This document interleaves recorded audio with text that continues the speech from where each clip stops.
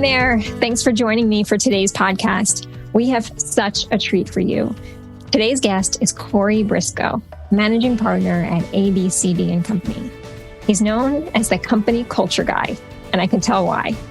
Corey leads with his heart in everything he does. His energy is contagious, his thoughtfulness clear, and his creativity is top-notch. He advises legislators, university presidents, and corporate executives. He builds amazing events and campaigns and multicultural stakeholder strategies. He does a lot, and he does it all extremely well. Corey and I share a commitment to work at a higher purpose, but that's only some of what you'll hear in this conversation today. Today, we'll meet the Corey behind all of it. We'll talk about our families, our faith, and what opportunities he found to move forward during the days of COVID-19. I loved this conversation, and I hope you do too. So stay tuned for my conversation with Corey Briscoe.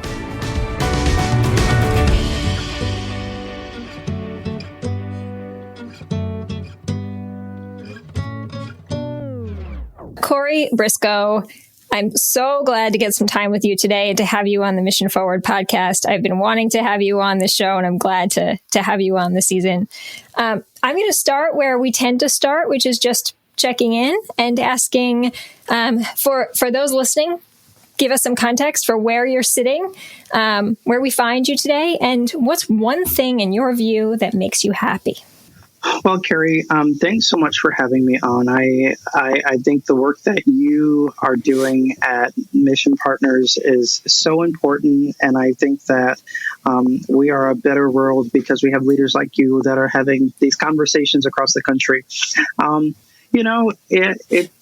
It's funny to find us the day after inauguration in a new year, in a new pivot, if you will, and I find myself, I think I would use the word strong and courageous. I think maybe strong, courageous, and a sprinkle of hopeful. I think despite party, our country is one founded on what I believe is decency. And for me, I just think that we're all exhaling, and we're all trying to press forward, and we're all trying to see what next looks like. So I find myself in that position of, there are a ton of opportunities. There are a ton of things that we have to solve. And so I find myself being a little more bold and courageous, recognizing that with COVID and all the other challenges economically, like you being a small business owner, that we're having to pivot and figure out what a path forward looks like.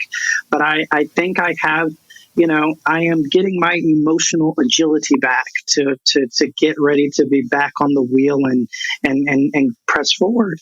Yeah, I've got the same kind of feeling that there's a little more wind at my back today than I feel like I've felt in recent years. Yeah. So, Corey, as I mentioned, and as you perfectly teed up right there, this whole season is about this idea of pressing forward and how we do it even when we're up against tough moments, when we're facing obstacles. Now, I can only imagine the obstacles that one in the event management industry faces in a time like COVID. Yeah. So, tell me a little bit that, let's just set the context for what 2020 was like for you, and maybe even broader, when you reflect back on it, what did it teach you about your work, your team, you as a leader, and wherever you want to go with that? Like ABCD & Company is a marketing and events firm, and we've really built a brand on stakeholder engagement and really looking critically at how organizations really connect and communicate to their target audiences. And so for us I'll be candid and say over 50% of our business was in-person events, right? And so here we are, 2020 comes, and we're hearing these rumors of COVID, and then COVID is real. And, the hope is, it's going to pass. And then there was a point where it just didn't pass, Gary. It was here and it was present. And I found myself scared as a leader. I was scared about the tough decisions that I was afraid I was going to have to make. I was scared about the unknown and trying to figure out,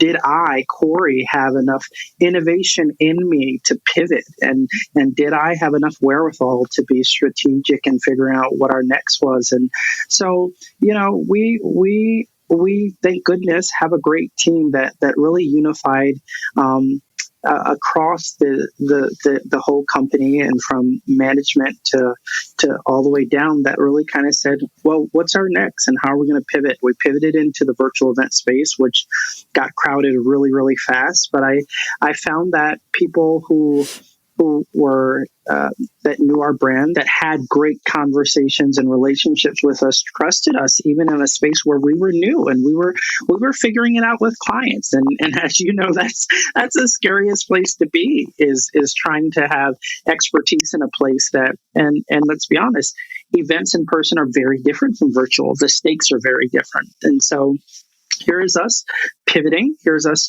transitioning into a new mindset, and I ultimately think it needed to happen, right? As business owners, Carrie, you and I talk about that time of strategy. We get so stuck in the work that we don't have time to think about new service lines or offerings or how we're going to do things differently. And unfortunately, and maybe it's fortunately, the good Lord just sometimes sends you obstacles in your path where you've got to either, if you can, climb over it, or you've got to build some mechanism to deal with it. And so we dealt with it. We're moving forward in a positive way. And I'll tell you, interesting enough, we saw our best year in our history, in the history of our company, was 2020. And it just shows you that in spite of challenges, we can persevere, we can be resilient. And I think your ecosystem and the people around you are so pertinent to that. It's the perfect example of the Stoic virtue, that it's not what happens to you, it's how you respond to it. Yeah. And I think you and the team at ABCD really rose to that, right? You said I already know how much competition there was and remains in your space, right? There's a lot of people who could put on an event. But what you do, you've got a really unique way of thinking about how you gather people, right? How you engage people. And so I'd love to hear a little bit more about that, if you're willing to share, of that approach that you take, which I think really does center the person and the experience. When I look at us as a firm that does these events, it's easy to get stuck in the minutia of an event, right? What are we going to eat? How many people are coming? Where's the hotel? Logistics. My history in coming into events is not traditional. I didn't work for a hotel. I didn't do, normal marketing event stuff. My first 2 degrees are in political science and English. I was in politics at the federal level. But I had 3 other colleagues, and we realized we put on great events that brought people together for a more strategic objective, that brought people and gave more meaningful engagement. And so a part of our focus as a firm became pivoting and giving this experience. Like, you look at Nordstrom and you look at Disney, and we proudly say we look up to companies like that because they give you an experience, right? Nordstrom, they bring you the bag around the counter, right? And it's those tidbits that you're like, it's different, right? Disney, it's the same thing. It's the most magical place, and they work to make sure from the time you get your ticket all the way to getting on a ride, food, etc., that it's this experience. And so we decided to really give a hard look at what's the purpose of events and what do clients really want out of it. Anyone can manage a budget. Anyone can do, room and board and all of those good things. But how do you create an experience that makes people want to double down on the brand? How do you create an experience where people are curious about what other opportunities are? And we begin to look at innovations differently. Even last year, we hired a chief innovation officer, which I argue was a commitment. It's not a solution. It's a commitment as a firm to say that we need to look at this and we need to explore it. I think it's a danger to say, oh, we're innovative because we hired a person to lead that. Their job's to manage it, to help us look differently and hold us accountable. But it requires all of us to be innovative. And so our approach as a firm really was that. It was focusing a human-centered approach to events. What do you want to get out of it? How do you want to engage? And how does that then spider into the landscape of interactions with a company or organization?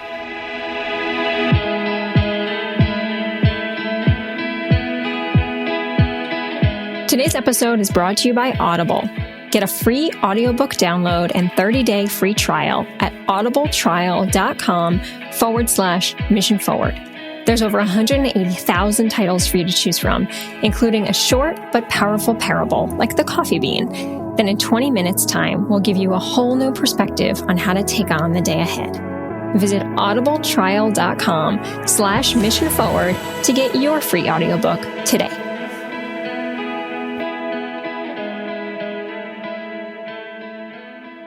I had a foundation leader say to me just a couple weeks ago, I was asking her if she was planning to bring back her big fundraising event, which for years and years has been their single largest fundraiser for this organization. And she said, well, COVID forced us to not be able to have it. And so we were forced to think about different ways to engage with our community. And the reality is, it forced us to be innovative because we hadn't realized how tired we had become by doing the same thing over and over again. And to your point, it's not about the food that you serve on the plate, right? It's about really, truly the experience you create. So it does seem like that's an important takeaway from the 2020 experience to bring forward. Is that something that you see truly as being one of those points that you'll bring forward into this year? Yeah, because the reality is, Carrie, there are a whole bunch of people that will never go back to in-person events. Like, I think we in the events industry need to not be naive and think that the events industry is now in a total disruption, right? We have to look at what I believe is now a permanent hybrid model. It is, how do we bring an experience to those who will come in person, but those who are going to be at home? One of the things that we did as a firm is we started a new service line in the whole gifting approach. And that came out of literally just saying, we've got these events, and how on earth are we going to make people feel like they're all getting the same experience? Because the reality is, right, when you look at an event virtually, I might be on an iMac, you might be on a Dell, right? The color, the resolution, the sound quality. There's so many things that affect how we experience it, right? And so what we thought was, well, how can we take some of the variables out or enter variables that make it where everyone gets the same experience? And so we started this line of gifting, and it really propelled from our virtual events and sending out swag bags and items and being thoughtful about engaging our attendees, which later turned into people wanting to just connect with customers. But it comes out of a necessity to, again, create an experience. And I think, sadly, we've all gone away from that sometimes. It's the nature of work. We get into the A, B, C, D, and that's the structure.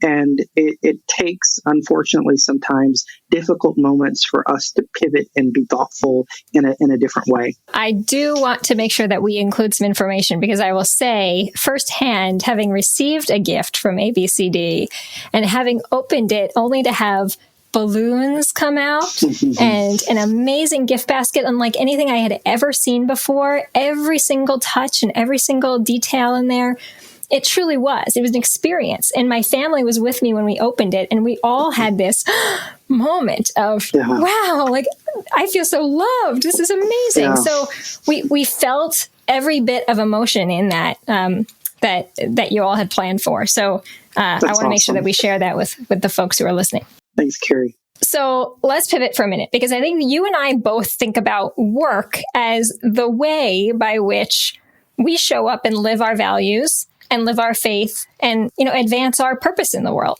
That's right. I know that faith and family are central to your life, as they are in mine. Yep. And so I'm thinking about, in a year like the one we've had, how did faith and family play a role in getting through 2020? For me, Carrie, you have to have a foundation to fall back on, right? And I think that what we experienced was so traumatic for all of us. Let's not take this lightly, that there is going to be some serious trauma from all of this. How do we integrate our kids back into a classroom, right, that have not been going and everything's been virtual, or get them back on a regimented schedule, right, or people that have worked remotely that now have to come in and be back in the office. And there's so much that we're going to, as a society, have to reckon with. And I found that when I felt lost and confused, and I was trying to ground myself, I turned to my faith. I turned to prayer and reflection, and I turned to family, and I recognize I have a very broad definition of family. I truly believe that there are friends in your life who become family, right? And I think that's so important, to have that ecosystem, that tribe that allows you to be vulnerable, that allows you to be honest and transparent, and that allows you to be uniquely you. And so for me, having the ability to call people and say, hey, I'm concerned about the outlook for ABCD and Company. As an owner, you, Carrie, and I and many others know it's tough. There are conversations that you can't have with the team at large. We're taught to be bold and courageous and especially in the eyes of our people to have a solution. And sometimes the reality is we don't. And it requires us to have a formation of a foundation to really get ourselves unstuck.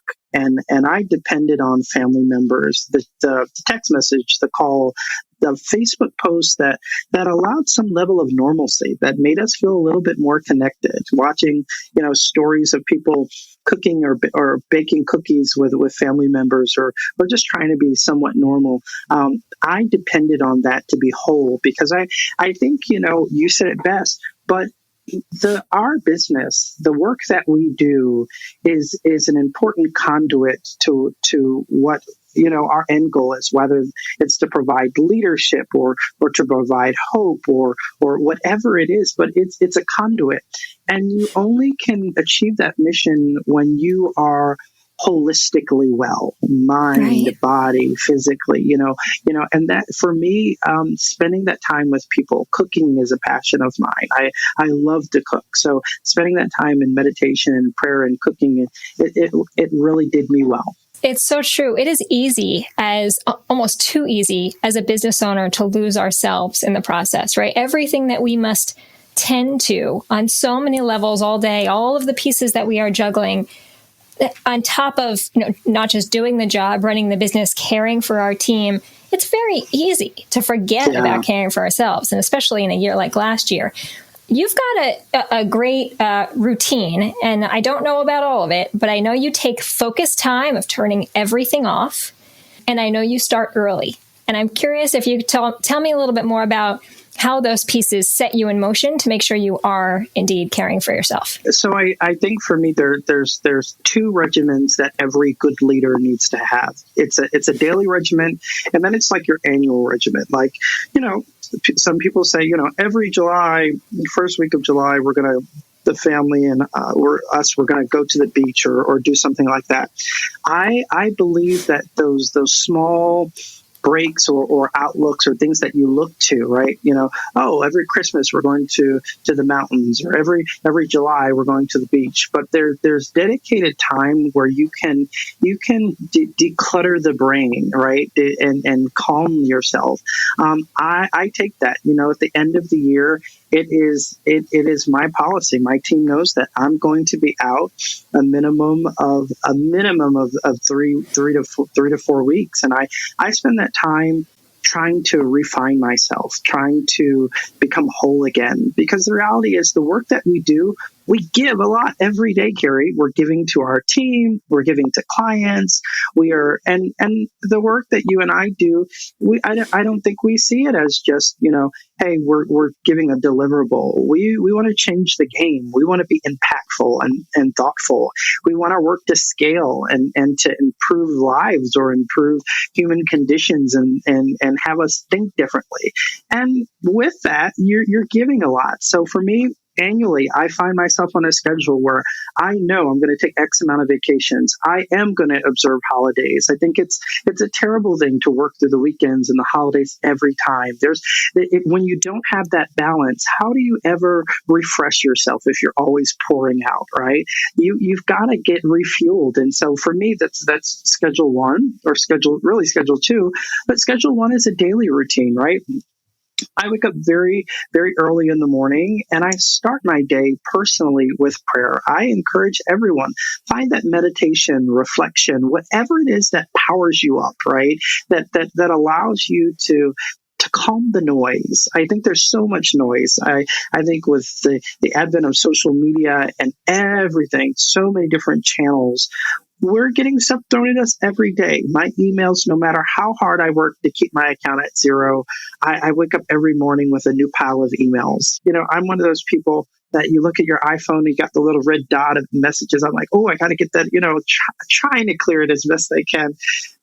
But it's overwhelming. And I think having that time where the first thing, I used to do it all the time, in my corporate world, the first thing I did every morning was I grabbed my phone. And I found that was killing me, Carrie. So I started letting the phone be the phone. And I woke up and I said, I centered myself, and I spent that time aligning myself. And that gave me the ability to then process the day differently. When you start your day off with centering yourself and not start your day off with whatever email that you allow the email to set the mood. And so for me, it really is, what's the daily routine, right? How are you assessing your purpose or assessing your task list for that day?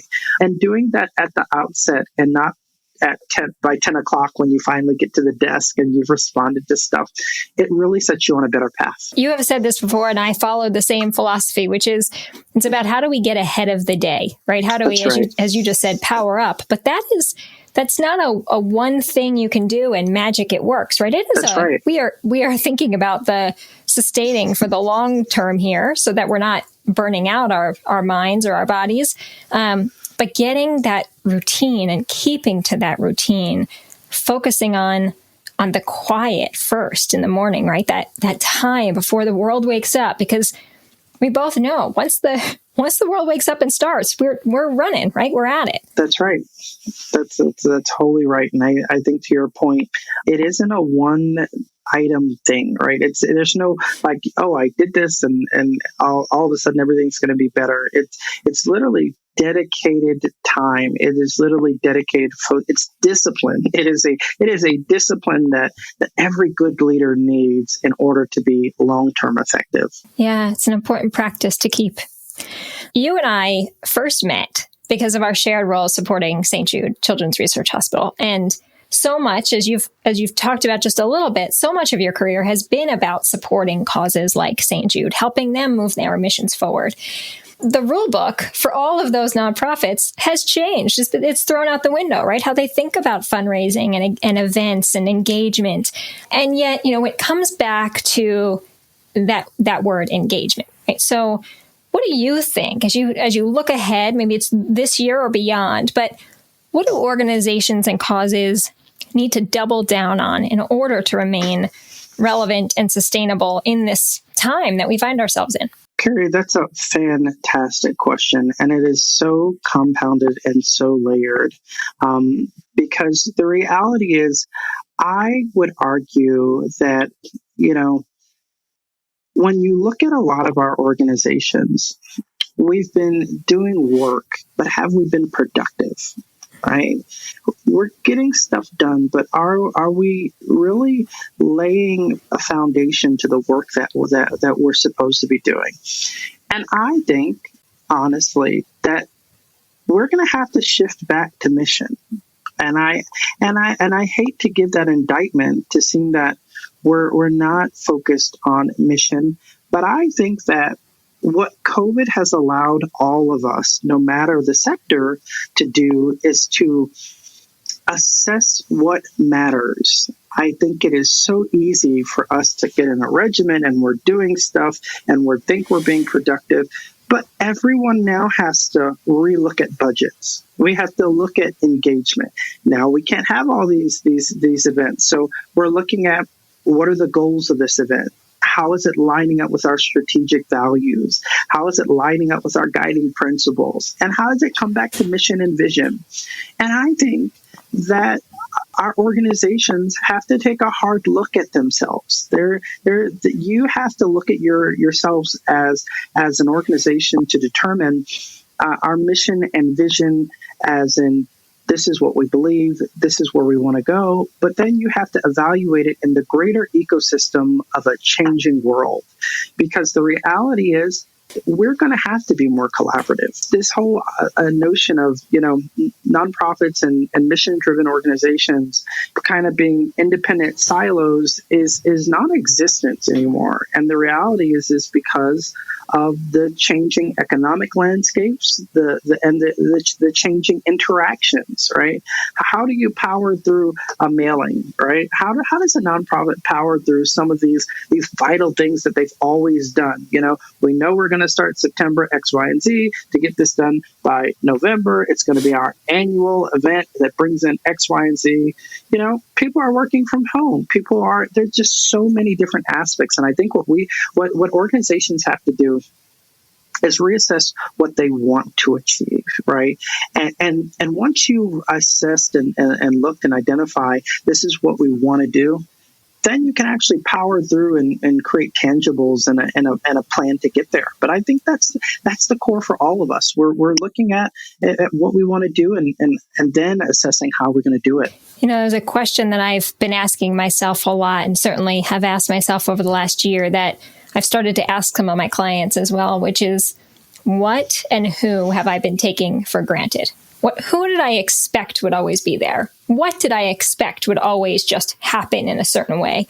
So we think about this through our client's lens, right? What donors did we expect would always be there? Have we taken them for granted? And it comes back to the experience, right? Are we really reaching out and building and deepening relationships with people in a true way, not just taking for granted that donor will still be there? That's well said, Carrie. I think that's true for all of us, and I think even for those of us that have clients that were just knew that, this client is a go-to client. You book them in your budget a year in advance. You know that they're going to be there. You're not worried about it, and we're all having to step back. We're all having to step back and reevaluate, and that's what I mean by really relooking at mission and vision and really focusing on. I think we're going to see some amazing rebrands come out of this. I think we're going to see some amazing mergers come out of this, because I think the reality is a lot of us are doing the same thing. And the reality is, if we could partner together, if we could be more strategic with the use of resources, impact could be so much greater. And when we work with our philanthropic or our nonprofit clients, I'm telling them all the time, this is a great idea that X, Y, and Z is doing. Let's reach out to them. Let's figure out how we can partner. Let's figure out how we can do this together. Case in point, slight aside before I ask you this last question. Since the war on poverty began in 1964, more than 2 million nonprofit organizations have been established with similar missions to break the cycle of poverty. Yeah. More than 2 million nonprofit organizations. Wow. So anyway, it's kind of an interesting point of having organizations come together for greater impact is certainly one that makes sense. Last question as we check out. Leave me with a great idea, a book that you're reading, something that is inspiring you and sticking with you. One, I think that great books, great white papers are the things that, in my mind, allow you to be a better you. And so I am constantly reading, and I'm always looking at different projects to figure out how I could grow and develop and be a better leader. For me, one of the books that I'm reading right now is Emotional Agility. I think it's so perfect right now in the times that we're living with. It's by Susan David.